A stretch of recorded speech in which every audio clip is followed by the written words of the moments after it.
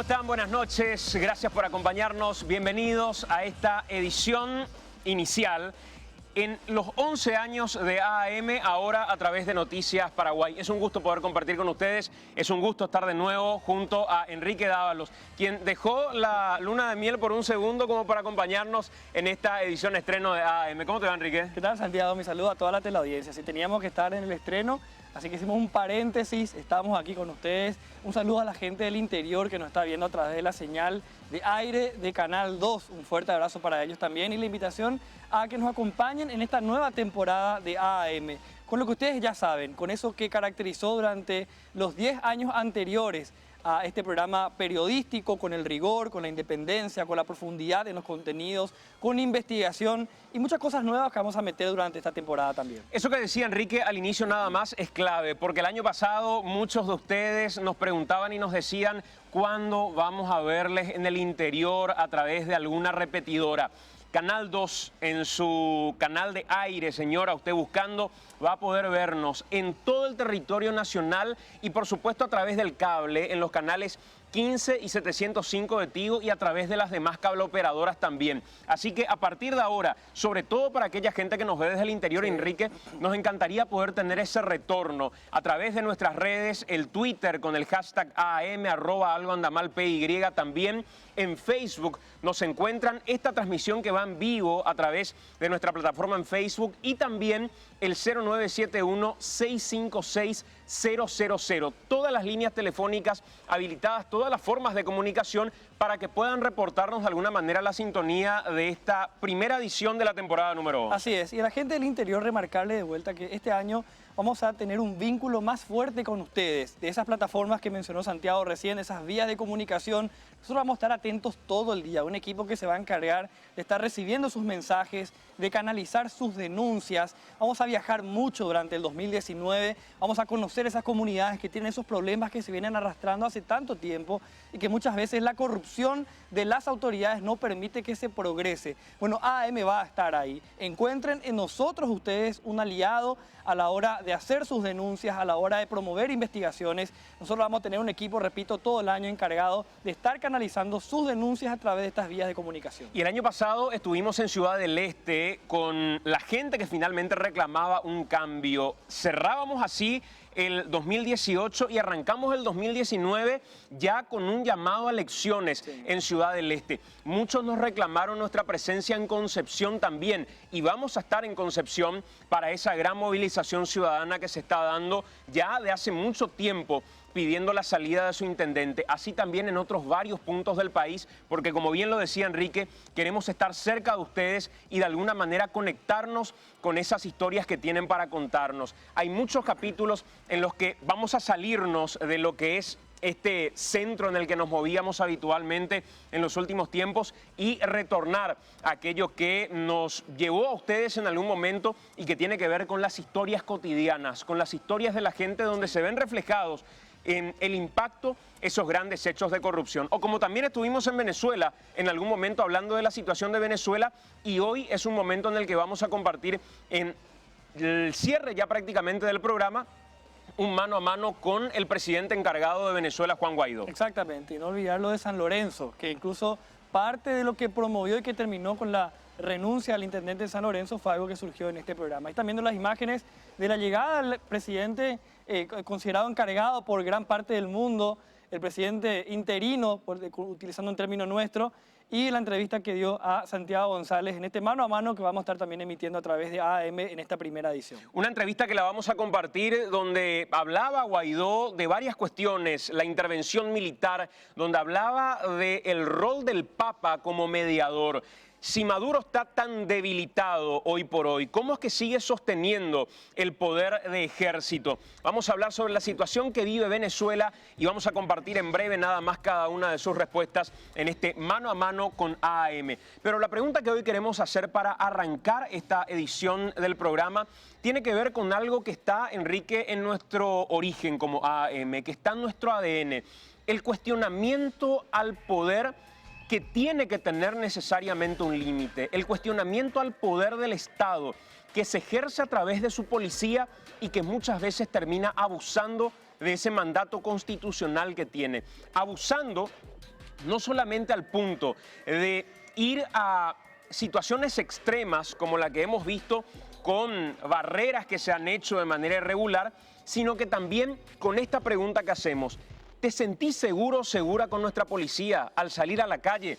¿O sentís que incluso, además de cuidarte de delincuentes, tenés que cuidarte de la misma policía, de su conducta extorsiva en muchos casos, de su conducta de abuso de poder y, ¿por qué no?, lo que ocurrió recientemente, de su conducta incluso criminal, podría uno decir, con el episodio en el que la policía terminó baleando a un transporte escolar porque supuestamente estaba buscando un vehículo incluso con otras características, en un nuevo caso de gatillo fácil, que tiene ya como antecedente no solamente esto, sino otros casos de los que ya hemos hablado en ADM. Asimismo, como el caso Richard Pereira, por ejemplo, que hemos dado un seguimiento nosotros y que ahora podemos estar ya con el caso concluido, con condenas. ¿Qué piensa Richard Pereira? ¿Qué piensa su papá, que lo veíamos como un luchador de esta causa, respecto a el caso y cómo terminó? El caso de un chico que probablemente, si no sobrevivía a un ataque criminal de policías que se volvieron delincuentes, probablemente teníamos una historia distinta. Teníamos la historia de un chico que transportaba droga en su vehículo y que se resistió y le tuvieron que disparar. Y ahí terminaba. Y vamos a recordar de otra manera a Richard Pereira. De hecho, así se había dado a conocer al principio del caso. Después Richard, por suerte, sobrevivió y pudo contar la historia, y hoy hay 2 policías que están en la cárcel. Y también, un poco siguiendo con la temática de lo que va a ser el AAM 2019, vamos a hablar con los protagonistas, vamos a hablar con ellos, que ellos nos cuenten sus testimonios. Y también, ya para el cierre del programa, prepárense porque nosotros vamos a dar de vuelta una serie de tips, cómo cuidarse en estos casos, de casos que puedan ser sospechosos con los policías, cuando unos policías aparentemente se salen de lo que tienen que hacer, de lo que pueden hacer legalmente. Va a estar con nosotros una persona que siempre nos acompañó en estos años y que va a estar recordándonos cuáles son nuestros derechos y cómo eventualmente podemos llegar a defendernos nosotros. Atendé lo que acabas de decir. Unos tips para cuidarnos de la policía. Increíble. O sea, imagínate al punto que tenemos que llegar, Sí. que no solamente tenemos que dar unos tips para, por ejemplo, evitar caer en manos de extorsionadores, evitar ser víctimas de tortoleros, evitar ser víctimas de ladrones. Claro, al salir de casa la policía recomienda tener estos cuidados. No. ¿Cómo cuidarnos de la policía? Sí. Como un tip que tiene que darse en televisión abierta. Asimismo, ¿qué herramientas legales tenemos? ¿Qué pueden pedirnos los policías? ¿Qué no pueden pedirnos los policías? ¿Qué pasa si están haciendo algo que ya es irregular? Si te piden, qué sé yo, bájate del vehículo que quiero entrar a revisar algo. Bueno, usted no puede hacer eso, señor oficial. Eso nos va a estar recordando el doctor Jorge Vasconcelos, que va a estar de vuelta con nosotros hoy, en un momento me parece muy oportuno, porque además del caso Richard Pereira, además del caso de estos chicos, estamos recibiendo otras denuncias todo el tiempo a través de los canales de AAM, así que también va a estar con nosotros el doctor para darnos un poco para refrescarnos un poco la memoria de qué se puede y qué no se puede hacer. Vamos a hacer la primera pausa de esta edición de AAM, pero así como agradecemos los 11 años de sintonía de tu parte, desde tu casa, desde diversos puntos del país, también queremos agradecer a las marcas que nos permiten, por supuesto, llevar en cada edición de domingo el contenido que proponemos como materia de debate. Al gran equipo que hace AAM, a todos los compañeros que están en la puesta al aire, en vivo a través de Noticias Paraguay y de Canal 2, al Grupo Chena, al Grupo Bierzi, por permitirnos estar en esta edición en el año número 11 de AAM. Muchas gracias, por supuesto, también. Hacemos una pausa. A la vuelta de la pausa nos acompaña la mujer que conducía el bus que fue baleado por efectivos de civil de la policía. A la vuelta de la pausa nos acompaña otra de las mujeres que iba en este bus, madre de la niña que fue baleada y que por un milagro terminó salvándose. Hoy van a contar el testimonio en primera persona de esos minutos de terror que les tocó vivir en medio de un viaje que lo van a recordar por el resto de sus vidas. Hacemos la pausa, venimos en breve.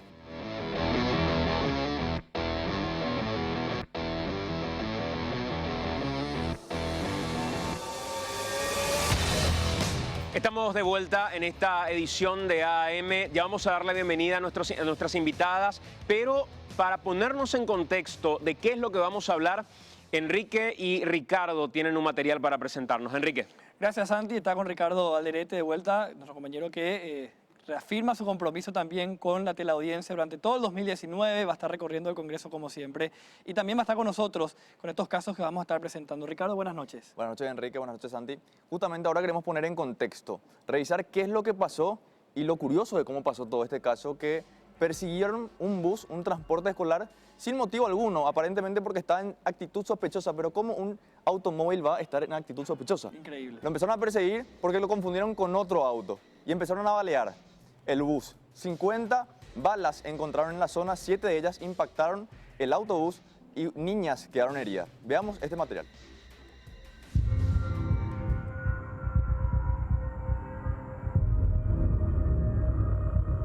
¿Quién podría imaginar que en democracia todavía uno deba cuidarse de los policías? Porque si no más, sin motivo alguno, cuidarse de que no le persiga a una patrullera en el mejor de los casos, y cuidarse de que esa misma patrullera no le empiece a descargar balas en el peor de los casos. Un transporte escolar fue perseguido por policías que iban de civil en su día libre y en un vehículo particular.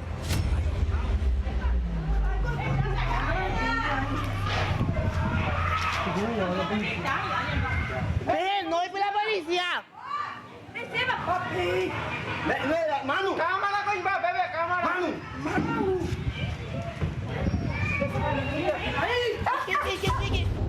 Todas las señales evidenciaban desde un inicio no solo una irregularidad, sino un hecho criminal que tenía nuevamente como protagonistas a agentes policiales. Pero no solo empezaron la persecución a un vehículo que llevaba niñas, sino que además empezaron a disparar, argumentando después que pensaron que era una camioneta robada y que andaba en actitud sospechosa. ¿Cómo puede un vehículo adoptar una actitud sospechosa? ¡Manu! ¡Cámara, coño! ¡Bebé, cámara! ¡Manu! Luego de descargar 50 balas en la persecución, acertar 7 a la camioneta y herir a 2 niñas que iban dentro, los policías se percataron del hecho y trataron de huir. Aparte de criminales, cobardes. La fiscala Mirta Ortiz imputó por lesión grave y tentativa de homicidio al oficial inspector Néstor Gerardo Vázquez Guerrero y al suboficial Jorge Manuel Cañiza por lesión grave y tentativa de homicidio. Y así, Paraguay sigue siendo un país en el que hay que cuidarse de los policías. ¡No es la policía! ¡Manu! ¡Cámara, coño! ¡Bebé, cámara! ¡Manu! ¿Qué? No, mira, ya, bien ahí.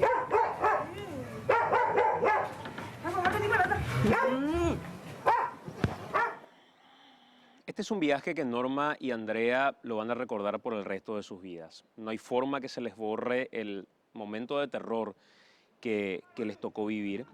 Y les agradezco que hoy estén con nosotros.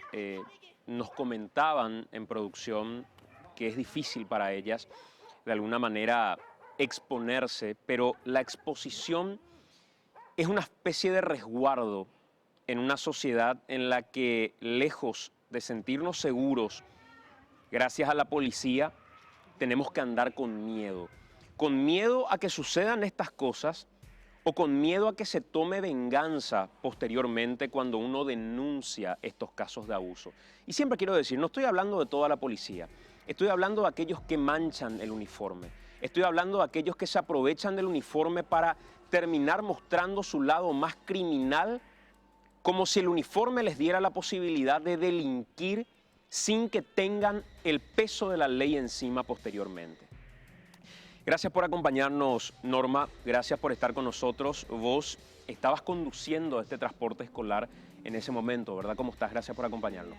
Bien. Sí, yo estaba manejando y nunca pensé que iba a pasarnos eso porque todos los días nuestro recorrido es el mismo y todos nosotros pasamos cantándonos con las criaturas, le ponemos música, cantamos. Nos reímos, nos pasamos riéndonos y nunca pensamos que iba a pasar esto. Ese día era un día para ustedes absolutamente normal. No había ningún tipo de vehículo que los estaba siguiendo antes, que los estaba vigilando, nada. La verdad que no nos dimos cuenta. Fue una sorpresa para nosotros. Y como era lunes y nosotros estábamos poniendo música para pasar el lunes, porque como se dice el lunero, con las criaturas, y hablamos, cantamos y todo era felicidad. Y la nena ese día empezó su viaje con nosotros ese día. Su mamá nos había contratado el fin de semana y ese día empezó ella con nosotros. Y justo su primer día con nosotros y pasó todo esto. También nos acompaña Andrea. Ella iba viajando en este bus y también estaba su niña, quien terminó siendo baleada. Andrea, gracias por acompañarnos, gracias por estar con nosotros. A usted por la invitación. ¿Era el primer viaje que estaban haciendo en el bus, en el transporte? La nena a quien le agarró la bala sí empezaba con nosotros ese día.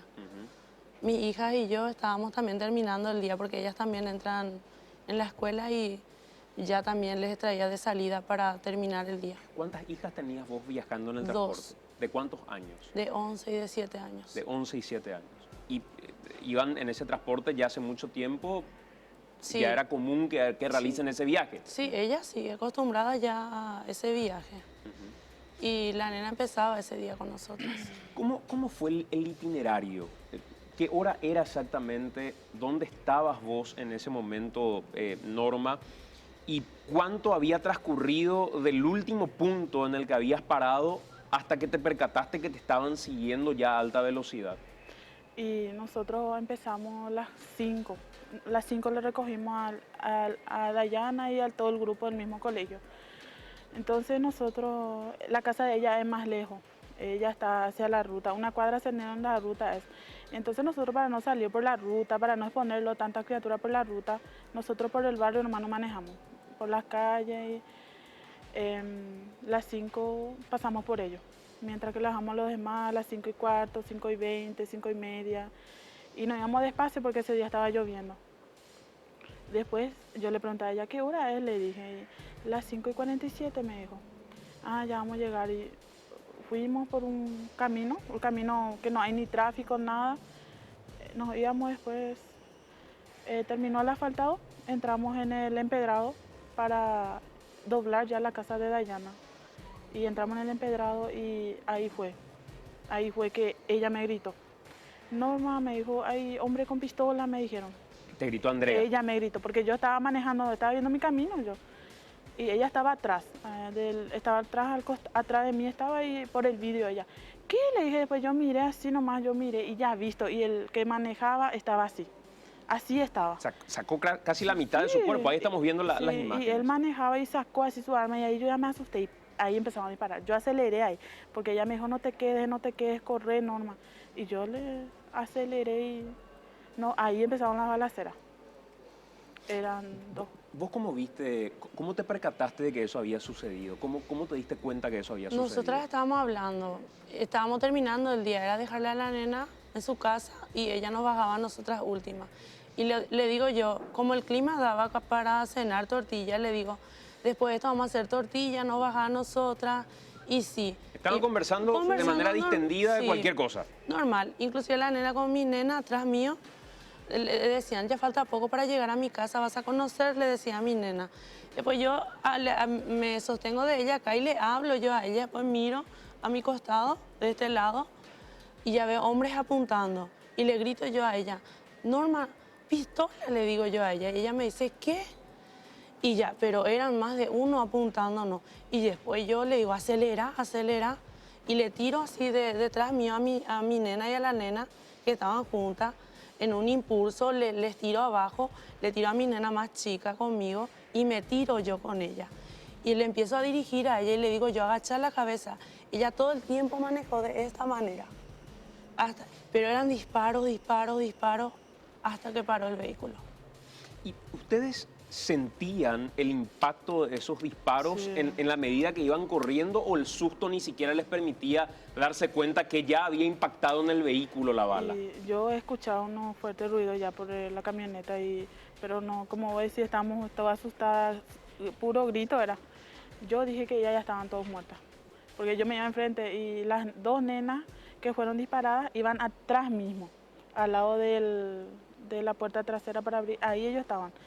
Y enfrente de ella estaban, ella con su hija más chica y yo estaba enfrente. Y yo dije que ellos ya se habrán muerto todos. Yo pensaba muchísimas cosas en ese momento.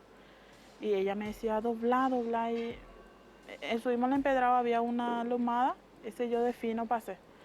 Y doblé, y cuando doblé casi se volcó la camioneta. Y ahí yo empecé a bocinar. Ya entramos ya en un lugar donde había muchas casas, porque a donde ellos nos agarraron era todo boscoso.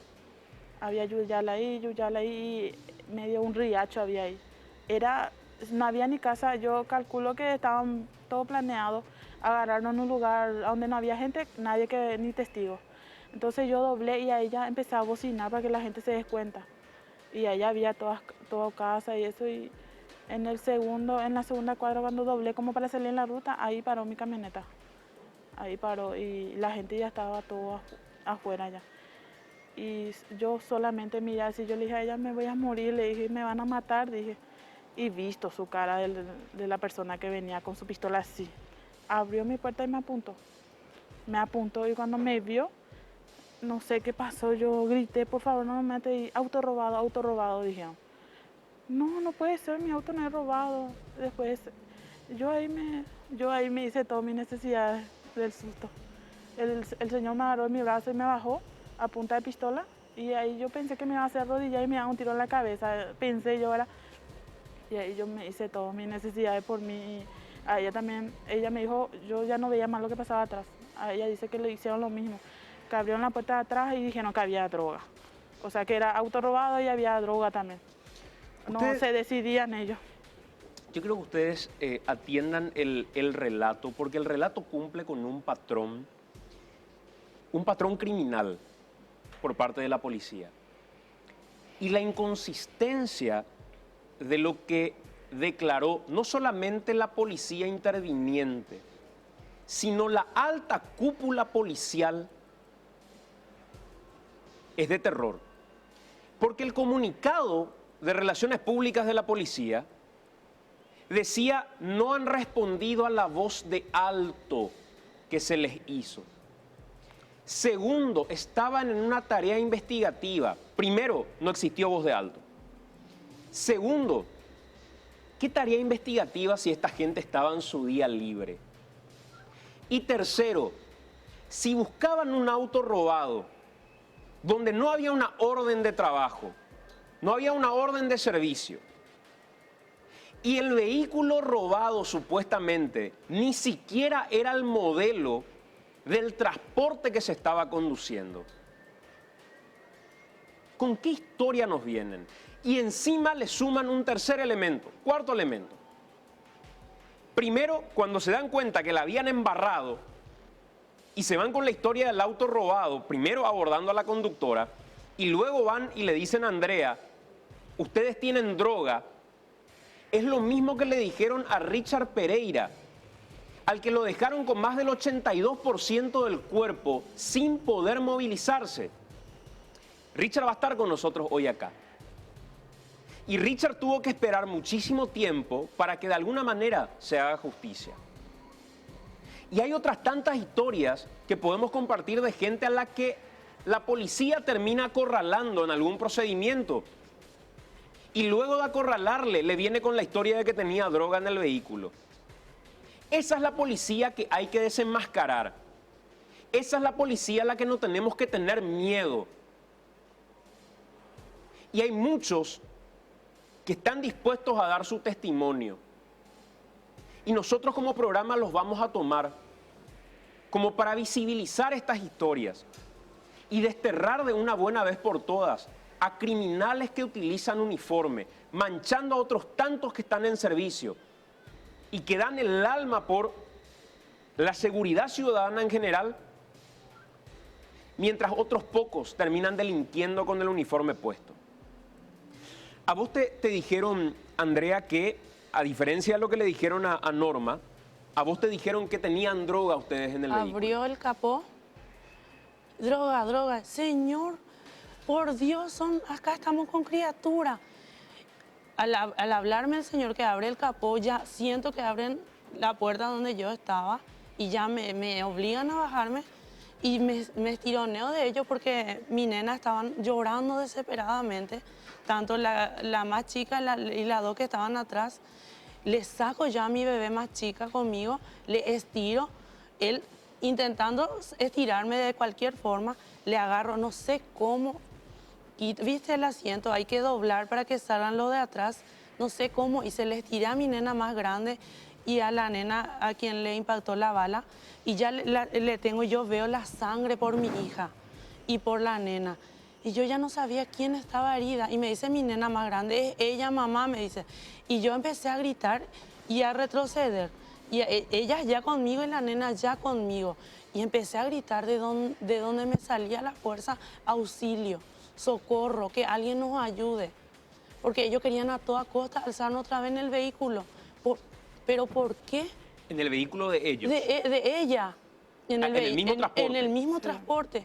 Pero ¿por qué? Le digo yo al Señor, si ustedes no quisieron matar, ¿cómo vamos a subirnos con ustedes? Y las nenas gritando, gritando, gritando.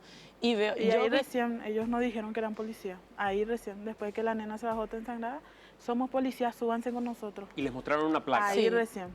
Somos policías, súbanse con nosotros, no están mintiendo, le dijimos. Y yo gritaba a la gente, ya salió todo el barrio y le empezamos a gritar. Y ellos ya le empezaron a tirar piedra, porque nosotros le decíamos que querían robarnos a las nenas. Y ahí el señor agarró mi vehículo y arrancó y se fue. Y ahí yo empecé a gritar que me estaba robando mi... Ahí lo que yo pensé que sí, en realidad me llevaron ya el vehículo, porque dejaron en la ruta, Y la nena y la mamá de la que recibió el disparo estaban ahí. Y ella me dijo que ellos querían escapar, los tres.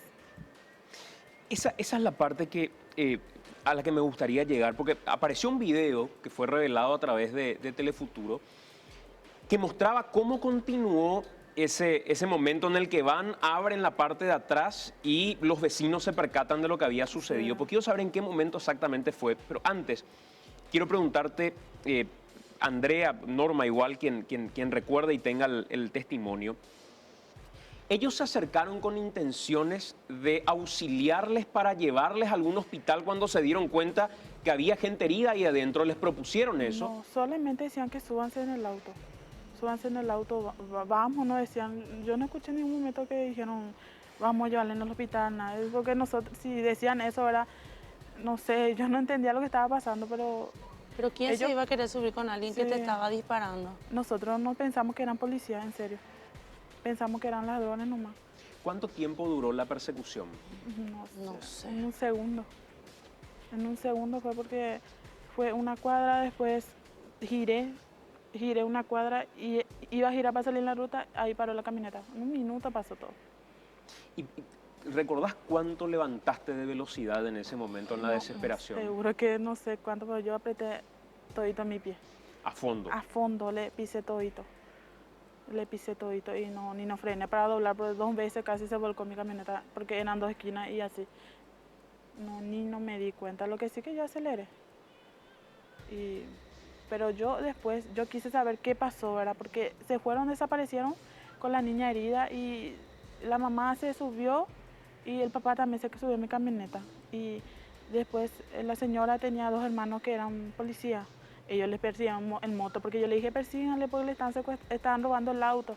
Le llevaron a la nena, yo decía, y yo le llamé a la mamá y le dije, ¿qué pasó en el auto? Si vos hablaste con ellos, te dijeron, disculpame señora, no equivocamos, algo así. No, yo me pasé retándole, me dijo la señora.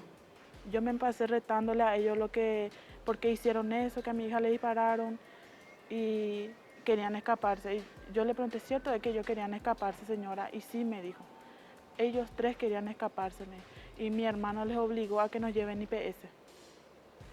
Y ahí recién sí, porque yo quise saber, sí, aunque sea le pidió disculpas a la señora, yo quería saber, yo le llamé a ella. Todos los días le mensajeamos, le preguntamos cómo está la nena y así me dijo, yo le pregunté, quiero saber qué pasó para yo dar mis declaraciones. Y sí, querían escapar, ellos querían escapar a toda costa, los 3. Cuando abren el vehículo, cuando van y los abordan finalmente, ¿ustedes salieron levantando las manos, les gritaron algo, les pidieron auxilio? ¿Qué les dijimos, dijeron? por favor, que no nos maten, que tenemos criaturas acá? Y gritaban las criaturas. Auxilio, gritaban las criaturas. Por Era favor, que no nos maten, desesperante. nomás era nuestra palabra.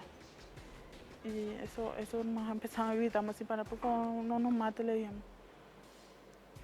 Cuando vieron cómo continuó esta historia, ¿qué es lo que pensaban ustedes, sobre todo viendo y escuchando que ellos supuestamente estaban buscando un vehículo robado, que encima el vehículo robado no coincidía con las No. características, que no estaban en su día de servicio y que el mismo comunicado de la policía decía que ellos los habían alteado y que ustedes hicieron caso No, omiso? eso es ¿Qué mentira. sintieron cuando vieron todo eso? Y la verdad que yo necesito saber qué es lo que ellos quisieron hacer. Ojalá que alguna vez digan, ¿verdad? Si en verdad, yo no le veo explicación lo que hicieron, porque Toyota Big blanco es muy diferente con mi camioneta y Claro. no le veo explicación. Yo me pregunto a ella, ¿qué será, Andrea, que ellos quisieron hacerle? Todo el día eso es nuestro pensamiento, yo no puedo estar tranquila porque necesito saber, yo necesito que se haga justicia. Nosotros ya con el abogado, con mi abogado Mariano Jiménez, ya le metimos la querella y vamos a hacer justicia si mediante Dios todo sale bien. Hasta el fondo. Cuando vos viste, Andrea, lo que había sucedido y la explicación que daba la policía, diciendo que les altearon, que en realidad era un procedimiento investigativo, ¿qué sentiste? Yo cuando empecé a ver los videos que ya empezaron a saltar en todos los medios, había sido, ellos nos estaban siguiendo. Nunca nos dimos cuenta. Inclusive cuando ya yo me doy cuenta que estaban a punta de pistola, porque sinceramente eran todos los que estaban, no era uno que estaba apuntando, eran pistolas. Vos te das la vuelta y mira, eran toditos pistolas. Salían por la ventana así su brazo. Ellos salían del auto. Si ellos paraban para el frente, digo yo, y decir, somos policía, o nos mostraban la placa de alguna manera, íbamos a quedarnos. Pero si ya de fino ya te están apuntando de costado, ya empezando a disparar, ¿cómo te vas a quedar? ¿Cómo te vas a quedar? ¿Qué vas a pensar ahí? ¿Que te quieren secuestrar a los chicos? ¿Que te quieren secuestrar? ¿Que te quieren matar o robar el coche? Es lo primero que se te cruza en la cabeza. Imagino que además del miedo que ustedes sentían por su propia vida, porque vos estabas gritando, me van a matar, y lo mismo gritaba también Andrea, la impotencia que sentían, supongo, era doble porque llevaban a chicos bajo su responsabilidad. O sea, había vida de niños en sus manos, Norma. Sí. Yo por las criaturas, a todo momento, mi cabeza, yo pensaba en su mamá, cómo yo en ese momento pensé muchísimas cosas. ¿Qué le voy a decir a su mamá? Murió, le mataron mi transporte, ¿qué voy a hacer? Yo decía millones de cosas, yo pensé en ese momento. Yo pensé en mi hijo, pensé en la mamá de la nena, con qué cara le iba a llegar, mira, tu hija te traigo de la escuela, porque es una responsabilidad muy grande para mí y para ella.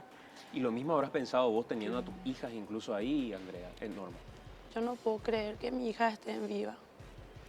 Yo me despierto ahora día a día, las miro y digo que es un milagro, porque 50 es muchísimo. Y que a mí no me haya agarrado ni a ellas, para mí es un milagro. Yo le miro día a día y digo, gracias Dios. Creo que estamos bien contigo porque estamos vivas. Hoy podrían estar haciendo el rezo por nosotros, nuestra familia. O yo estaba viva y mi hija estaba muerta. Imagínate en manos de quién estamos. ¿Recibieron la visita o el llamado de alguna autoridad policial o del propio ministro del Interior? ¿Alguien les visitó, les dio su apoyo en este momento en particular? No, solamente llamadas nomás. Al día siguiente lo que fue el comandante. Oficial. No sé, oficial, comandante. El comandante mandó oficiales para solidarizarse. Pero ni el comandante ni el ministro puntualmente a ustedes. El ministro no, pero fue una persona, creo que es comandante. Por último les pregunto esto porque da la sensación que ya acabó acá la historia y da la sensación que como ustedes están vivas, se terminó absolutamente todo, pueden contar la historia y ya es una anécdota. ¿Hoy se sienten seguras? ¿Cómo se sienten hoy después de lo sucedido? Yo no estoy tranquila. Yo me siento insegura y Yo no sé si vamos a volver a retomar el trabajo porque necesitamos. Y gracias a Dios tenemos el apoyo de todos nuestros clientes. Las mamás estuvieron siempre ahí pendientes de nosotras, pero con miedo vamos a trabajar. Y yo le dije a ella, ojalá que con el tiempo, cuando empecemos a trabajar y le veamos a las criaturas, no olvidemos, le dije, porque trabajar con criaturas es maravilloso, para nosotros es maravilloso. Nosotros nos reímos, hacen chistes. Imagínate con criaturas, trabajar es lo más lindo. Y ellos demasiado lo no quieren. Y yo le digo a ella, ojalá que olvidemos pronto lo que pasó y que ellos nos ayuden cuando retomemos nuestro trabajo, a recuperarnos, ¿verdad? Trabajamos con ellos, le bajamos, le alzamos, hablamos y ojalá Dios quiera que pronto pase todo, porque yo no me siento bien. ¿Vos ya tenés tu transporte hoy? No. Todavía no. no te dijeron cuándo No. te van a dar tampoco. La fiscal me dijo que el miércoles. El miércoles. Sí. Pero estos fueron días perdidos también para vos. Sí, hoy es el 3, nosotros teníamos que estar cobrando nuestra platita, pagar cuentas, comprarle leche a las criaturas, porque las dos somos mamás solteras. No. Y eso no espera. No, espera. Que nadie todavía vino y Norma, te vamos a reponer te vamos a ayudar mientras. Nadie. Nosotros estamos sin nuestro sueldo ahora. Andrea, ¿y vos te sentís segura hoy? Nunca más me voy a sentir segura. Inclusive pisé la comisaría estos días y le miré al comisario y tuve miedo, porque él tampoco no nos socorrió a nosotras. Después que le llevaron a la nena herida, nosotras nos quedamos en la calle. Nadie nos En medio de la auxilió. lluvia. Y ninguna patrullera. Ni un uniformado nosotros no vimos que juega ahí junto a nosotros auxiliando. Si no fuera por el abogado de ella, nosotros íbamos a irnos caminando en el hospital. Él nos socorrió, él nos Sí, llevó al nos hospital, socorrió. nos llevó a la comisaría. Nos llevó a la comisaría, después nos llevó a nuestra casa. Ahí nos quedamos en la lluvia nosotros porque desaparecieron toditos los policías. Se espumaron mi camioneta y todo llevaron. Estábamos esperando que venga la patrullera para llevarnos a la comisaría, hacer la demanda. Nada. Norma y Andrea, les agradezco mucho de corazón que estén con nosotros en este programa estreno. Creo que vale el testimonio para mostrarnos de alguna manera cómo estamos hoy por hoy. Este no es un hecho aislado. No me vengan a decir después que esta fue una casualidad y este fue un hecho aislado. Acá hay criminales que delinquen con uniforme. Acá hay gente que en la tarea investigativa de delitos sale de particular sin cumplir mínimamente con el protocolo, que abusa de su autoridad. Esa es la policía que tenemos que desterrar. Esa es la policía que como ciudadanía no tenemos que permitir. Y desde aquí, si lo tenemos que hacer una y otra vez con toda la fuerza, lo vamos a hacer porque finalmente ese es nuestro compromiso. Gracias por compartir con nosotros. A ustedes. Vamos a hacer la pausa, son las 8:40. A la vuelta de la pausa, Richard Pereira, padre e hijo. Una familia que cambió en absoluto desde el momento en el que también la policía terminó realizando un procedimiento irregular. Lo dejaron en silla de ruedas, con más del 82% del cuerpo sin movilidad. Venimos enseguida, este es el estreno de AM por Noticias Paraguay.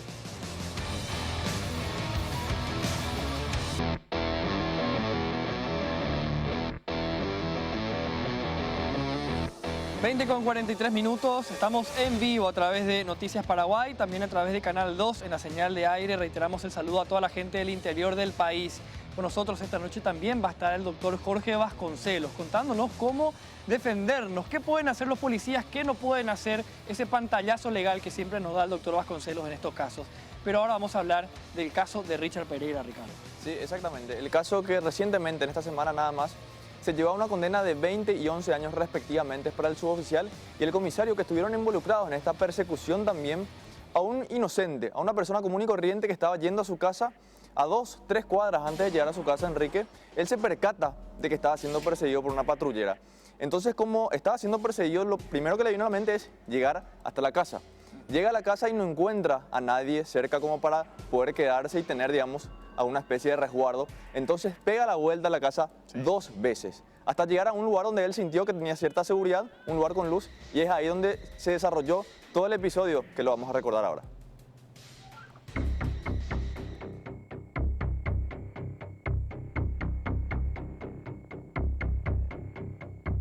Los casos conocidos como gatillo fácil se volvieron un hábito. Un muy mal hábito que adoptaron agentes policiales incluso como parte de un mecanismo de extorsión.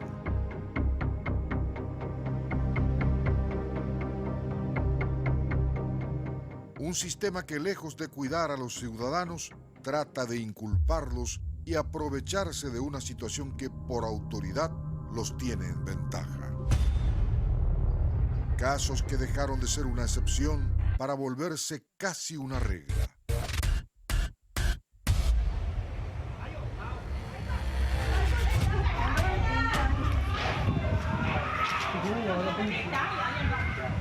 ¡No es la policía! Criminales con uniforme.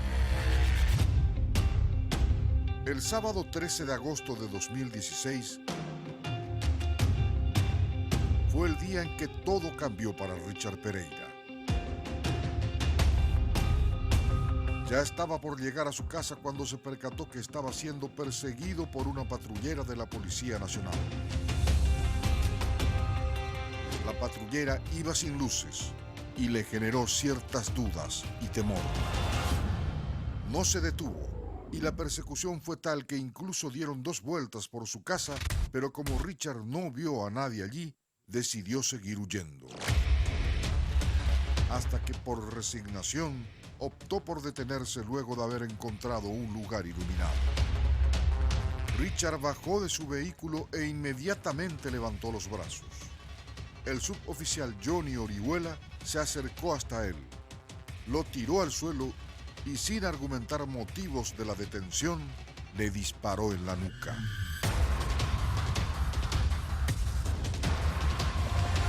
Probablemente este relato hubiera carecido de sustento en juicio sin el video del circuito cerrado que captó la criminalidad con la que actuaron los policías. Richard quedó parapléjico.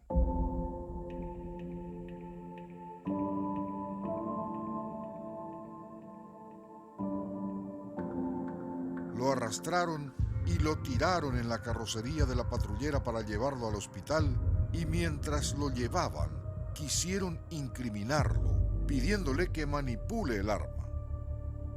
Richard se negó. El suboficial Orihuela agarró de su mano, hizo contacto con el arma en un intento desesperado por dejar huellas de Richard allí y realizó 2 disparos al aire. No solo lo dejaron en silla de ruedas en aquel acto criminal persiguiendo a un inocente. Además, quisieron meterlo preso. Querían tapar un error criminal con otra bestialidad. El tribunal de sentencia condenó a 20 años de cárcel al suboficial Johnny Orihuela por hallarlo culpable de tentativa de homicidio doloso en calidad de autor, persecución de inocente y simulación de hecho punible en calidad de coautor. Al comisario Jorge Zárate le dieron 11 años de cárcel por persecución de inocentes, simulación de un hecho punible, denuncia falsa y frustración de la persecución y ejecución penal. Un pequeño acto de justicia para Richard Pereira, que tuvo que aprender y reaprender varias cosas básicas en todo el proceso de rehabilitación en el que sigue sumergido.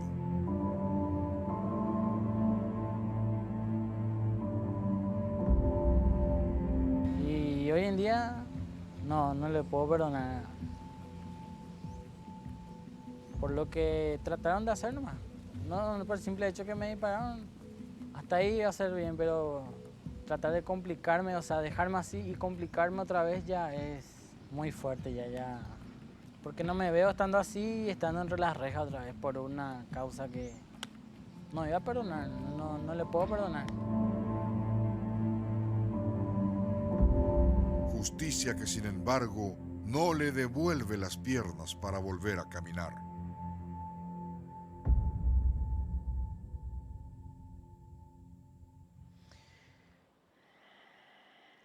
Y ya están con nosotros don Richard Pereira, padre, Richard, hijo, y el doctor Vasconcelos. Don Richard, ¿cómo estás? Gracias por acompañarnos. ¿Qué tal, Santi? Bien. Un informe te fuerte. sigue tocando como el primer día, don Richard. Le estaba diciendo al doctor, pensé que después del juicio iba a estar mejor, pero sigue golpeando. Y creo que es algo que voy a llevar conmigo en la tumba. Te escuchamos decir, Richard, en este informe que creo era del 2015 aproximadamente, tiene unos años, este 2016 digo, parte del material del que salías de la fisioterapia y decías en aquel entonces que no los ibas a perdonar. Hoy, después del juicio, ¿sentís que los perdonaste o es difícil después de todo lo que pasó? Sí, muy buenas noches, Santiago. Hoy en día ya ni en cuenta le tengo a ellos. Ya quedó claro todo, ya se demostró todo y creo que eso era mi meta, ¿verdad? Aclarar lo que en verdad pasó. ¿Sentís que se hizo justicia hoy? Y sí, porque no soy yo el que está preso, porque esa era la intención de estos... no sé ni cómo llamarlo, ¿verdad? ¿Qué sentías, Richard, cuando escuchabas la historia de nuestras invitadas anteriores? Porque había mucho de parecido entre lo que vos viviste y lo que vivieron ellas. Teniendo niños dentro del transporte, otra vez le vinieron con la historia de auto robado o ustedes tienen droga. Y se ve que es una modalidad que ellos mismos utilizan en cualquier procedimiento irregular, ¿verdad? Se ve que esa es su manera de intimidar a la gente. Y en tu caso, don Richard, cuando escuchabas el relato de estas mujeres y lo que les tocó vivir, ¿qué sentías? Sentía que es un susto que las señoras van a llevar de por vida. Otra familia más que dañan. No hubo muertos, pero te puedo asegurar que quedan dañados. Y con miedo hacia las personas que nos tienen que defender. Creíamos oportuno conversar con vos, doctor, porque esta es una charla que venimos teniendo hace años. Y cuando no suceden estos episodios, quienes son blancos de las críticas diciendo, pero ¿por qué hay que temer si es que no hiciste nada? ¿Por qué no permitís por qué no parás si es que efectivamente sos inocente? Invirtiendo absolutamente el principio constitucional de presunción de inocencia y otras tantas cuestiones, es como que esto, al estar cercano, nos cambia el chip. Y ahí nos damos cuenta que la policía comete abusos. Gracias por acompañarnos, doctor. ¿Y qué sensaciones te quedan después de todo esto? Santiago, buenas noches, muchas gracias por la invitación. Realmente es una preocupación muy grande, porque mi pregunta es, ¿pueden sentir Richard y el padre que efectivamente se hizo justicia? ¿Se hizo justicia, me pregunto? Cuando desde hace rato reclamamos que en nuestro país no existe una ley que castigue el abuso de autoridad.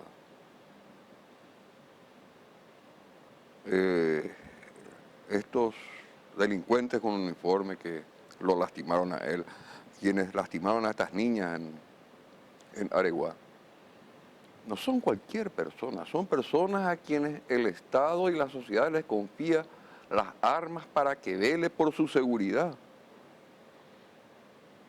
20 años, 11 años, como si se tratase de cualquier ciudadano, no. No se castiga el delito en grado de gravedad por la función que cumple. De responsabilidad. Y le preguntaba al padre de Richard, ¿le indemnizó el Estado? No, me decía. Han tenido que iniciar una demanda civil. Vaya a saber cuándo va a terminar y cómo va a terminar. Porque aparte, tenemos y aplaudimos un Estado irresponsable. Cuando desde la Procuraduría General de la República se publicaban y se siguen publicando las cifras de lo que se ahorró en demandas judiciales. ¿Para qué quiero que se ahorre dinero? yo necesito que se compense económicamente el sufrimiento de este chico. O el de las 2 niñas que resultaron heridas en el procedimiento. Es decir, estamos muy mal porque tenemos un poder legislativo que no cumple con la función que le corresponde de representar nuestros intereses y protegernos mediante el dictado de leyes.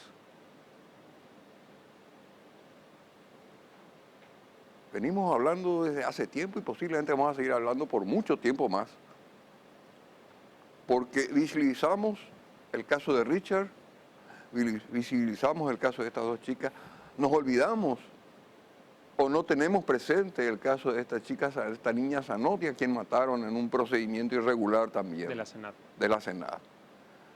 O de esta chica cuyo apellido no recuerdo, que fue emboscada por policías y le quisieron plantar drogas en el auto. Tatiana. ¿Y cuántos casos no conocemos? Tenemos una institución policial intencionada por la corrupción, por el delito. Y no se ven señales desde el poder político que tengan como propósito sanear la institución. El comunicado que emite ese mismo día la Policía Nacional a través de Relaciones Públicas le da un viso de legalidad al procedimiento ocurrido en Areguá. Exacto. Y me preguntaba yo, ¿qué hubiera pasado si la señora, esta conductora del vehículo, tenía antecedentes por estafa o por... aunque no estuviera condenada?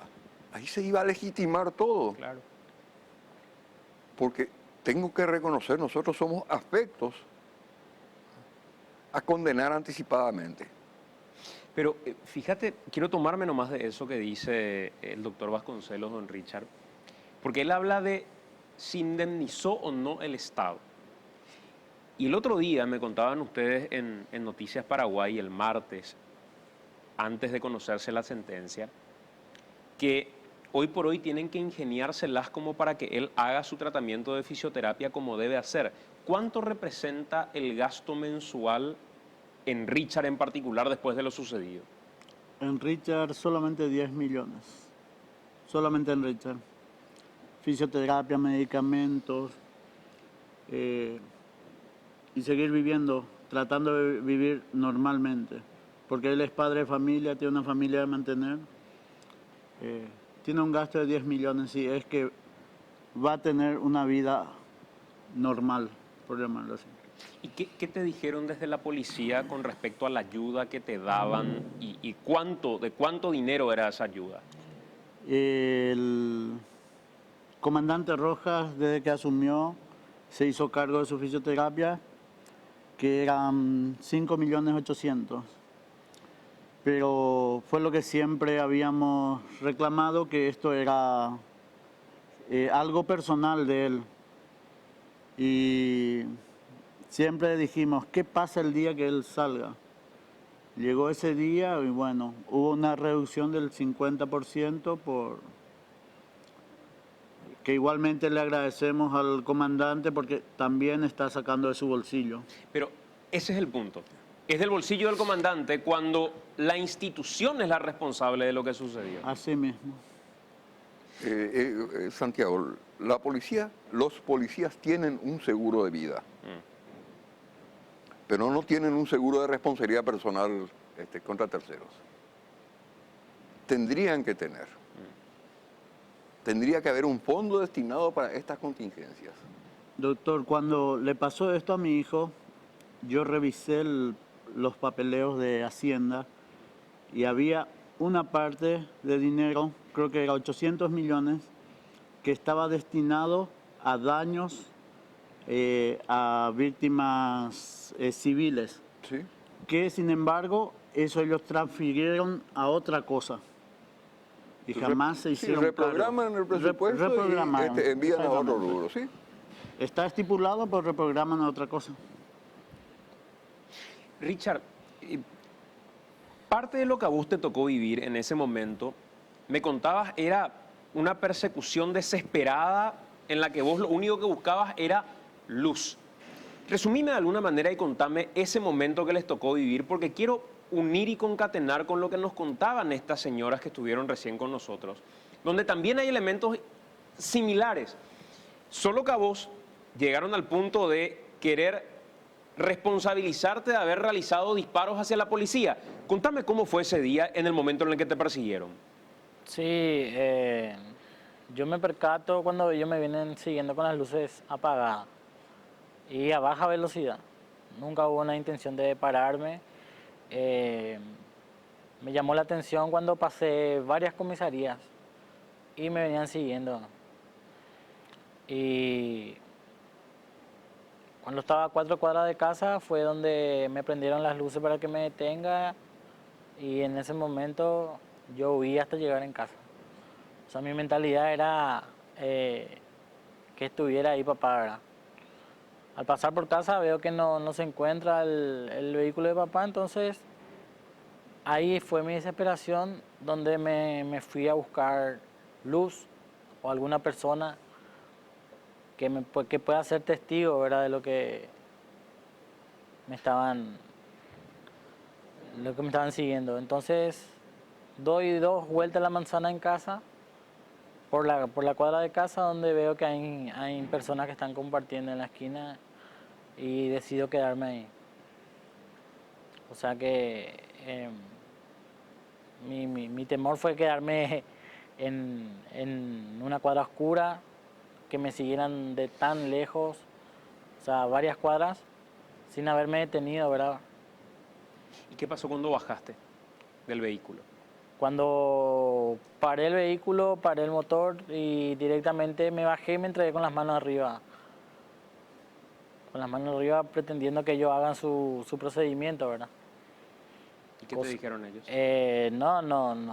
No llegamos a cruzar palabras, solamente escuché una orden que dijo el suboficial, se bajó apuntándome con el arma y escuché que me dijo ñesuche, ñesuche, me dijo. Así muy prepotente fue en ese momento, en todo momento prácticamente. Sin mediar palabra me agarra la capucha y me logra desequilibrar, lo cual yo caigo al suelo, ¿verdad? Y en ese interín es donde ya escuché el disparo y sentí y ya no sentí mis piernas. ¿Cómo te asistieron en ese momento? Por llamarle de alguna manera asistencia. Y yo creo que ellos ya pensaban que yo estaba muerto en ese momento. O que ya iba a morir. Porque se pusieron de acuerdo, le dijo a Yucander Apillá, le dijo el suboficial al comisario, lo cual da la orden el comisario para trasladarme al hospital. Y ahí me arrastra el suboficial, me arrastra 2 a 3 metros en el estado en que yo estaba, ¿verdad? Pensando en que yo me podría llegar a levantar, ¿verdad? Y ahí se constató que en verdad no podía yo sentir las piernas, y lo cual se ponen los dos de acuerdo y me alzan y me tiran atrás en la carrocería. ¿Te tiraron? Sí, me tiraron muy bruscamente, ¿verdad? ¿Y cómo fue el trayecto hasta el hospital donde quisieron montar la escena en la que supuestamente vos realizaste un disparo? ¿Qué fue lo que hicieron? ¿Te tomaron de la mano? ¿Qué hicieron? Sí, el suboficial siempre estuvo ahí atrás, era conmigo y apuntándome siempre con el arma, lo cual se le cruza por la mente que yo manipule su arma, ¿verdad? Y me ordena que yo manipule su arma y le dije que no iba a manipular, y yo en ese momento prácticamente ni tenía fuerza por mis brazos, pero sí por mi puño, lo cual yo cerré fuerte en ese momento y me logra apoyar su arma, pero no en la palma de la mano. Al apoyar ahí da 2 tiros al aire. Así como él mismo confesó en el juicio, ya tenía montada la película en la cabeza. Doctor, esta no es una cuestión aislada. Hace rato decía, no estamos hablando solo del caso de Richard, estamos hablando de órdenes que no existen a veces para policías de investigaciones. que tienen como una especie de luz verde para salir vestidos como quieran, sin tener en cuenta mínimamente el manual de uso de armas, la historia de los disparos intimidatorios, que en realidad tienen una regulación legal que la pasan por alto desde todo punto de vista. Esto no es un hecho aislado, doctor, ¿o sí? No, evidentemente no es un hecho aislado y citamos algunos de los que recordamos, porque hay muchos más. Limitación legal no tiene la policía para el uso de armas, lamentablemente, porque desde hace rato planteamos la necesidad de que se reglamente y se les obligue a usar fuerza no letal. Hay una serie de instrumentos tecnológicos modernos pero es mucho más fácil, mucho más barato, y es el ejercicio del poder y la autoridad, el uso del arma de fuego. Y es lo que hacen. Usan y abusan, parafraseando a un expresidente, del poder que les otorga el arma de fuego. Y la historia de Richard conocemos porque no murió. La historia de estas dos señoras que estaban acá, conocemos porque no murieron. Se dieron a la fuga. ¿Y se dieron a la fuga por qué? ¿Qué derecho tiene la policía a interrumpir el tránsito de las personas? Ninguno. Salvo que sea sorprendido en flagrante comisión de un hecho punible o que haya una orden judicial para proceder a la detención de la persona o del vehículo. Ninguno de esos supuestos se daban en el caso ni de Richard ni de estas dos señoras. Pero la policía inmediatamente saca un comunicado tratando de dibujar un escenario. Ese comunicado, doctor, tiene una frase que lastimosamente está muy arraigada dentro de la policía. Circulaban en actitud sospechosa. Y cuando uno pregunta qué es la actitud sospechosa, nadie sabe responder. Y desde la policía terminaron diciendo barrabasadas respecto a qué es la actitud sospechosa. ¿Sí? ¿Qué significa la actitud sospechosa, doctor, en términos investigativos? Nada. La bendita corazonada, el olfato policial no existe.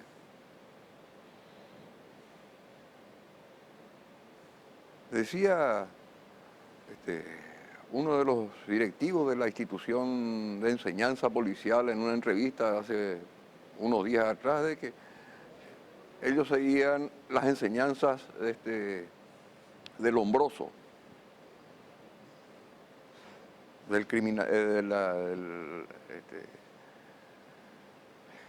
¿cómo se llama? De la criminología positiva. Se superó hace 3 siglos aproximadamente. Nosotros en la década del 70 estudiábamos a Lombroso, a Ferri, a Garófalo, como parte de la historia de la criminología. Pero por la contextura física, por los rasgos fisonómicos que describía Lombroso, todos los morochos, todos los afrodescendientes, todos eran criminales natos.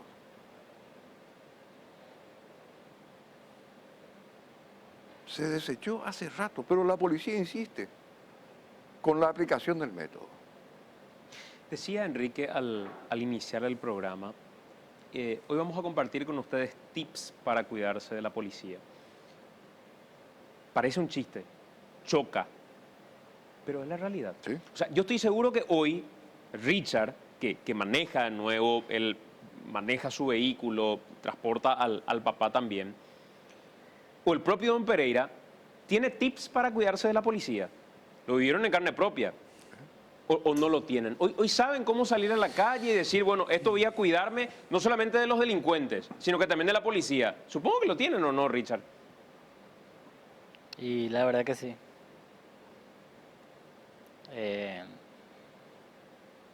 Tenemos un conocimiento, ¿verdad?, de cómo se deben de hacer los controles policiales y si es de manera correcta lo que se está haciendo, ¿verdad? Pero el problema es que muchas veces inclusive esos tips, como por ejemplo, no parar en alguna falsa barrera que no cumple con tales requisitos, a él le pasó que él siguió de largo y terminaron baleándolo porque no paró. Pero si paraba y se quedaba, probablemente le plantaban droga. Sí, es que no pagaba coima. Claro, porque ya lo habían amenazado en esa línea, don Pereira. Eso es algo, en esa época al menos era algo muy normal en la avenida Quinta, que la comisaría Cuarta se abastecía económicamente de ahí, con las coimas. Y hay un montón de denuncias de esa época. Imagínate, doctor, al punto al que llegamos, al punto de darle a la ciudadanía tips para cuidarse de su policía. Sí, pero yo le quiero corregir al padre de Richard. Eso no es coima, eso es extorsión. Eso es extorsión, eso es mucho más grave que un mero soborno.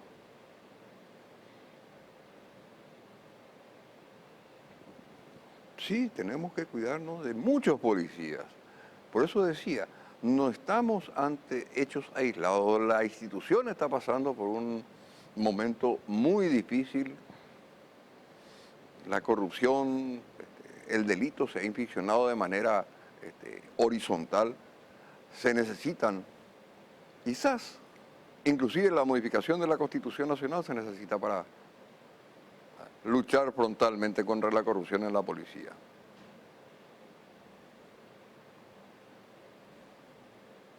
Pero todos estamos expuestos a ese tipo de situaciones. Por eso yo siempre digo, el arma más eficaz que tenemos los ciudadanos es el teléfono celular.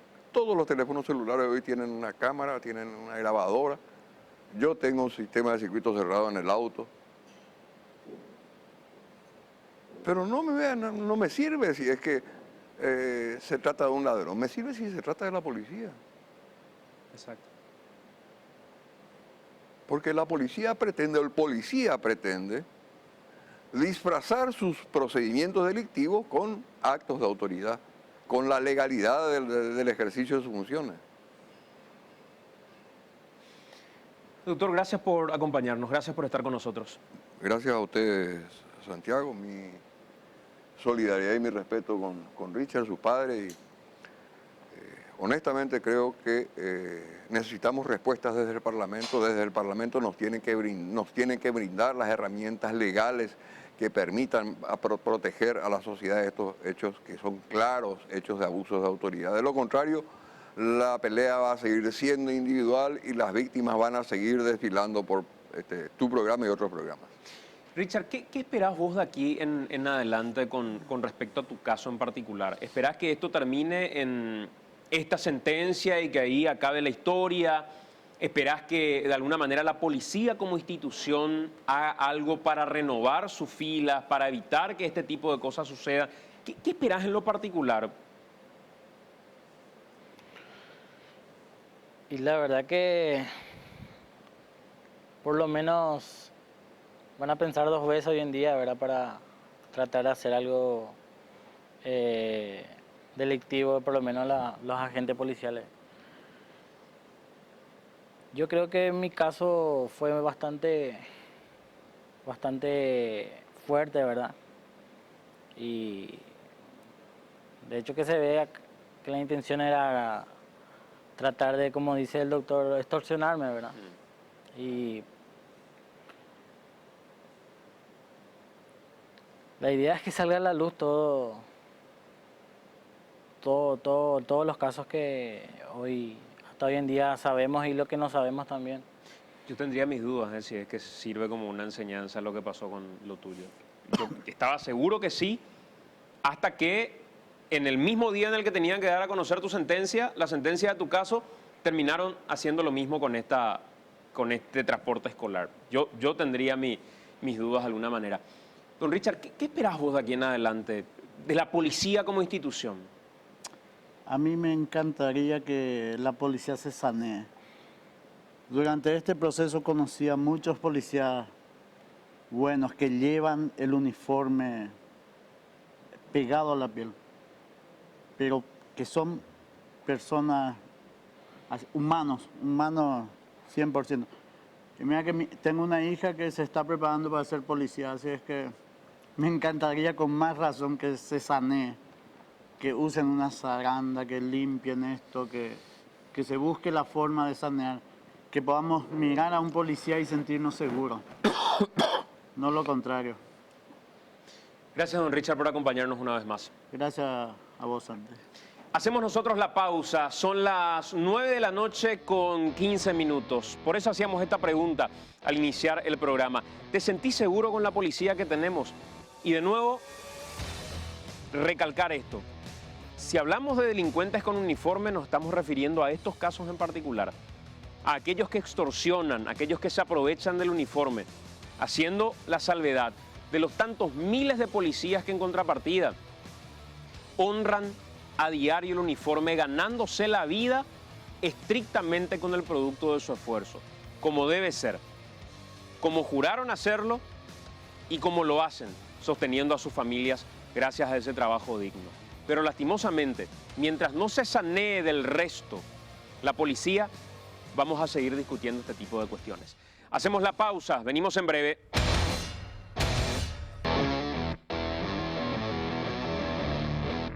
Llegamos, Enrique, al final de esta edición de AM y de alguna manera con esta pregunta abierta que hacíamos al inicio, que la gente sigue respondiendo a través de redes sociales.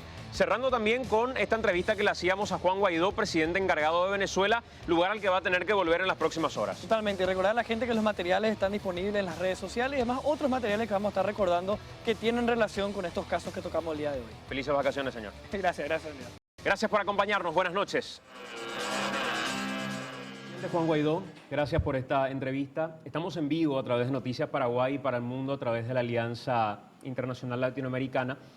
Y lo primero que quiero pedirle es, probablemente esta sea una de las últimas entrevistas que usted vaya a dar antes de ese episodio que es extremo, entrar a Venezuela con una amenaza de ser detenido.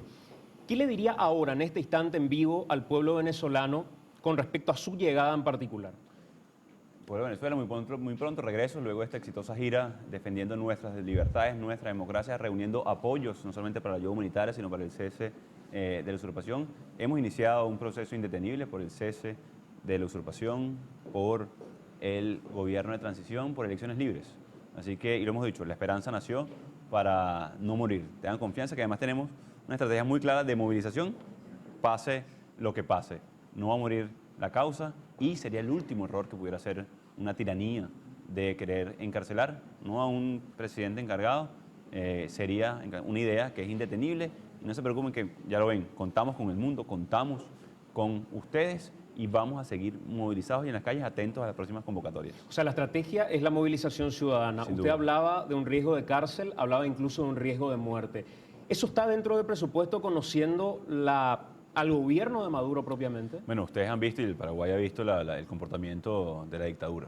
¿Qué más vil que no permitir la entrada de ayuda humanitaria, de medicinas, de comida, cuando un pueblo muere de hambre, cuando sus niños caminan por la frontera kilómetros, cuando 4 millones de venezolanos han migrado del país, más del 15% de la población. Y además lo hacen ver como una victoria que no podamos nosotros alimentar a nuestra gente, que no podemos llevar medicina. Así que claro, dentro de esa característica de régimen, por supuesto que están en el presupuesto ahora.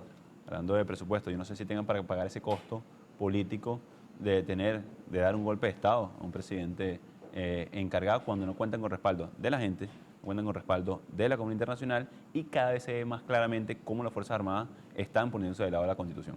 Eso respecto a las Fuerzas Armadas, ¿cómo cuantificar el poder que se tiene sobre las Fuerzas Armadas cuando Nicolás Maduro sigue sosteniendo el poder en Venezuela? Es como un contrasentido, presidente. Por un lado, algunos que se someten a ese proceso de amnistía, pero en contrapartida el mayor control lo sigue teniendo Maduro, cuando parte de la esperanza que tenía el pueblo venezolano era quebrar esa cadena de mando en Venezuela, lo cual hasta ahora da la sensación no sucedió. Bueno, podemos hablar de, por ejemplo, Hugo Carvajal, el mayor general que manejó la inteligencia de Chávez durante 14 años, el general Vivas, el general Cliver Alcalá, el general de división Llanes. Es decir, la cadena de mando está rota. Ahí lo que hay es una especie de persecución, de control social desertado. Creo que eso no pudiera llamarse una fuerza armada monolítica. Es evidente. A ver si le disgusto. entiendo. Usted sostiene que la cadena de mando está rota, pero sin embargo el control sigue teniendo Maduro. ¿Qué tendría que pasar para que esa fachada de la que usted habla termine quebrándose de una buena vez? Bueno, hemos puesto varios elementos sobre la mesa. Amnistía y garantías, ya han respondido algunos de esos. Hemos hablado también del rol que tienen las Fuerzas Armadas en la reconstrucción de Venezuela, producto de la incursión de grupos irregulares en el sur del país, de ejercer soberanía en este momento en Venezuela. Y el tercer elemento es que yo estoy seguro que tienen muy claro que no hay viabilidad política, ni social, ni económica con Maduro en el poder, que ellos también quieren formar parte de una Venezuela próspera. Entonces no solamente apelar a incentivos o contraincentivos, es apelar también a su rol en el desarrollo de todo este proceso. Ahora, es construcción de capacidades, es construcción de movilización social, es presión, y nosotros tenemos que abonar en ese proceso. No lo van a hacer de manera aparentemente, por lo menos Maduro, voluntaria. Es una dictadura. En el mundo, incluso en estados laicos, aconfesionales, de todos modos la Iglesia ha tenido una incidencia importante. El Papa se ha ofrecido en algún momento como una especie de mediador, siempre y cuando ambas partes cooperen en ese proceso de mediación.